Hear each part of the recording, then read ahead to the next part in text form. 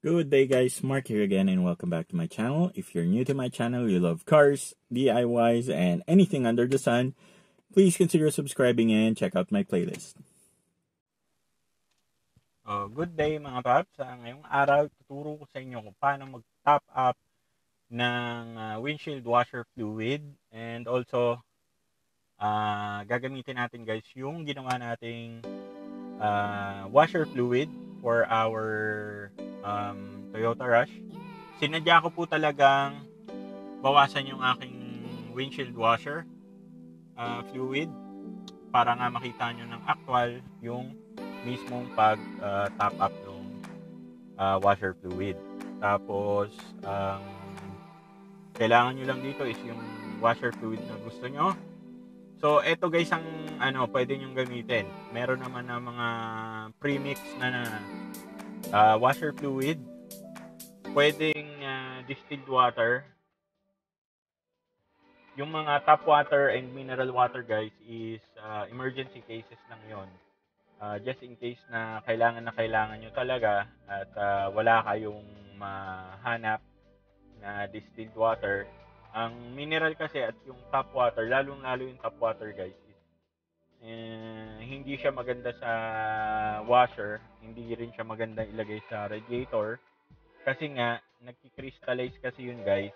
And kung mapapansin nyo yung mga gripo nyo sa bahay, diba yung mga nagkakaroon yan ng deposit na kulay puti in time, ganun din po yan pag nilagay nyo yan sa radiator or dito sa windshield washer nyo. Yun yung dahilan kung ba't nasisira yung pump at yung sprinkler nya nagbabara. Okay guys, so ito yung reservoir for the windshield washer. Ito yung gagamitin natin guys, yung ginawa natin washer fluid.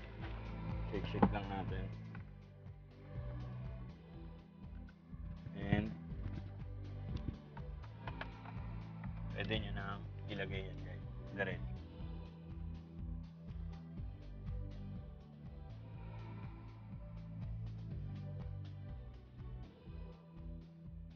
So wala naman yung level guys, pwede nyo siyang punuin like what I did. Ayan, punong-puno. Tapos yung mga tumutulo guys is punasan nyo na lang.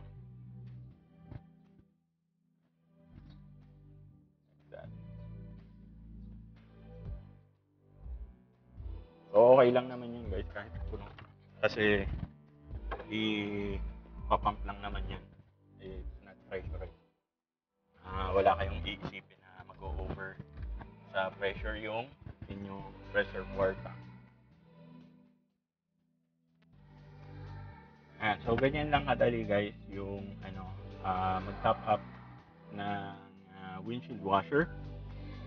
Tapos i-share ko na rin guys kasi last year nung pumutok yung Taal, iba pa yung sasakyan ko nun. Sobrang hirap ng sitwasyon.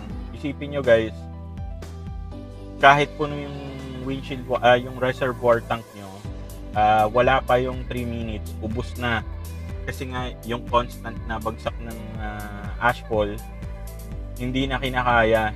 Ang ginagawa ko na lang is nagbaong kami nung tubig na malaki, mineral, mga ganyang kalaki.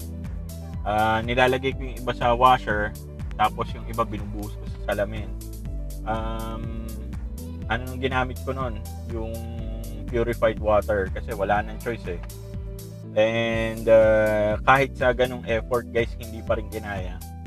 Hindi rin kami nakalayo kasi naubos din agad yung tubig, and also yung visibility sobrang hirap kasi yung headlight is puno rin ng abo. So ayun nga, ang ginawa ko na lang after nung eruption is finlash ko na lang yung tank, and then nilagyan ko nung washer fluid talaga na dapat sa kanya para nga ma-prevent yung mga deposits and kung ano-ano pa. So yun lang guys, sana nagustuhan nyo yung ating video for today. And kung meron kayong mga i-request, is feel free to utilize the comment section sa baba.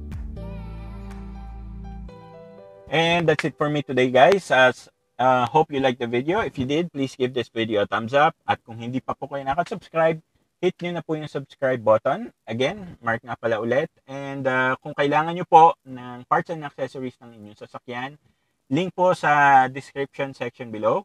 Once again, Mark nga pala ulit. Maraming salamat po sa pagsama sa akin today and hope to see you guys on our next video.